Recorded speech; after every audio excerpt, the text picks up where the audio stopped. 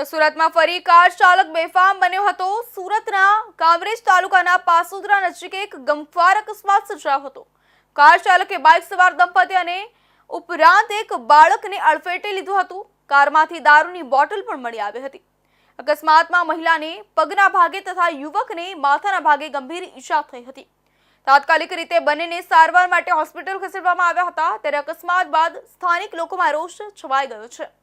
લોકોએ કાર ચાલકને પકડીને મારપીટ કરી અને મેથી પાક ચખાડ્યો હતો।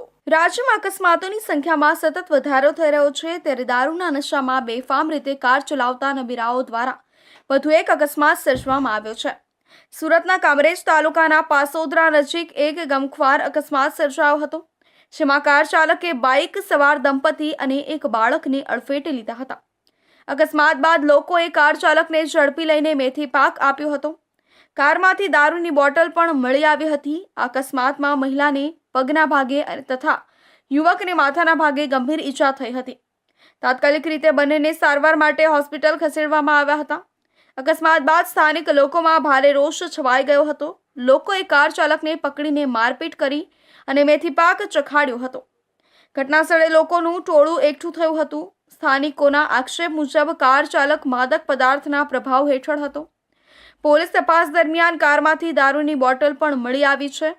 રોષે ભરાયેલા લોકોએ કારમાં તોડફોડ કરી અને નુકસાન પહોંચાડ્યું હતું। ત્યારે લસકાણા પોલીસને જાણ કરવામાં આવતા તેઓ ઘટનાસ્થળે પહોંચી તપાસ હાથ ધરી હતી।